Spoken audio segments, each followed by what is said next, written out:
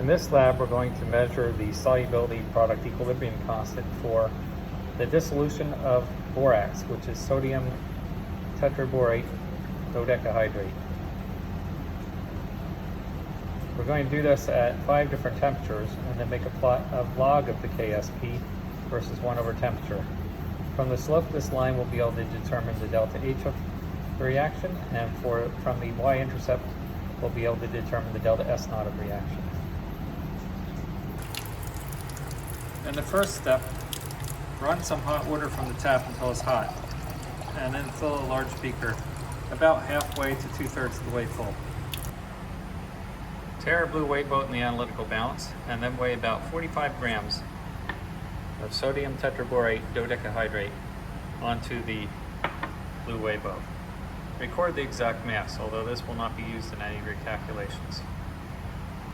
Transfer the borax to a 250 ml beaker and add 100 milliliters of distilled water. Stir to get as much dissolved as you can. We do not want all of it to dissolve, even at 65 degrees Celsius, because we want to have a saturated solution. A saturated solution ensures that we have an equilibrium.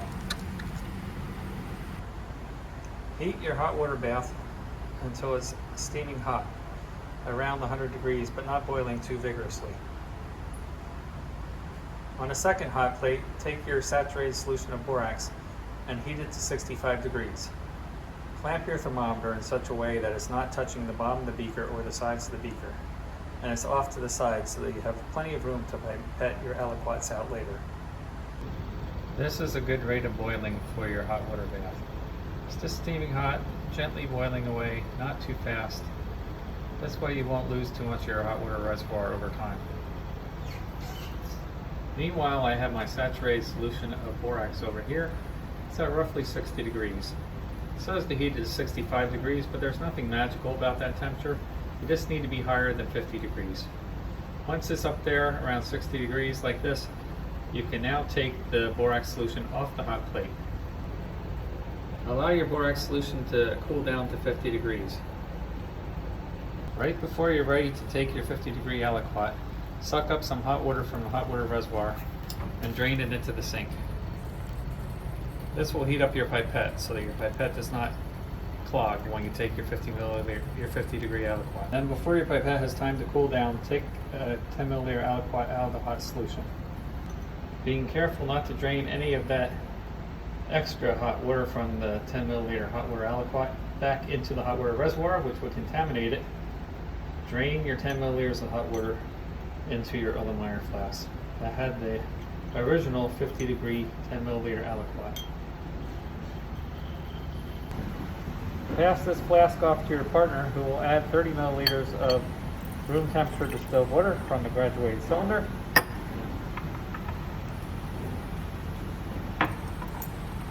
And a few drops of bromocresol green acid-base indicator. Solution should be blue at this point. Clean and condition a burette with no molarity of hydrochloric acid. Make sure there is no air bubble on the tip and you've wiped off the outside of the burette. Record your initial burette reading.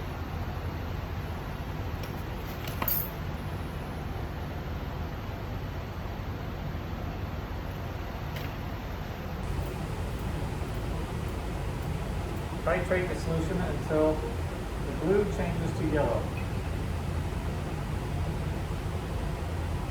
Use proper titration technique, swirling constantly with your dominant hand, working the stopcock with your less dominant hand.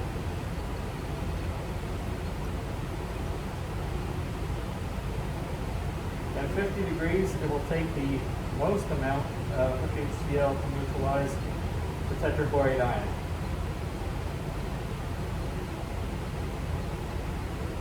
At lower temperatures, when you have those, it will take less hydrochloric acid.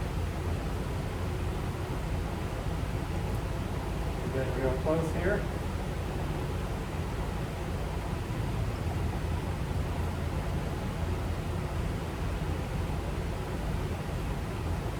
There we go. go. Got that drop, it changed it to yellow. After the titration is over, make sure you record your final burette reading. Then refill the burette, record a new initial burette reading, and get ready for your next titration. Once your temperature has dropped down to 45 degrees in your borax solution, you're ready to begin to take your second aliquot. First, you want to warm up your pipette using water from the hot water bath. Again, this is so that your pipette won't clog. You always want to drain this back into the sink drain, not back into the hot water reservoir, because you could contaminate the hot water reservoir. Now your pipette should be about 90 degrees Celsius, so it's a lot warmer than the 45 degrees at which you're going to take your aliquot. Rapidly and carefully take your aliquot from the beaker. You want to not suck up any of the solid from the beaker, so hold it so that it's above the level of the solid. And also, if there's any solid floating on the top, you don't want to suck that up either. You just want to suck up the saturated solution. So get it right to the 10 milliliter mark, and then deliver it into your Erlenmeyer flask. If you do this rapidly enough, you won't clog your pipette. As soon as you've delivered that 10 milliliters to the flask, then you want to take a 10 milliliter chaser of hot water out of your hot water reservoir. Suck it up above the 10 milliliter line, drain into the sink, not back into the hot water reservoir, because you could contaminate your reservoir. And then add that 10 milliliter chaser of hot water into your Erlenmeyer flask. The purpose of this is to make sure that you've rinsed out anything that might have crystallized in your pipette and gotten it all into the flask. Then you're going to pass this flask off to your partner, and they'll do the titration. Just like for the first trial at 50 degrees, your partner is going to add 30 milliliters of distilled water to the flask and squirt a few drops of bromo creosote green in there.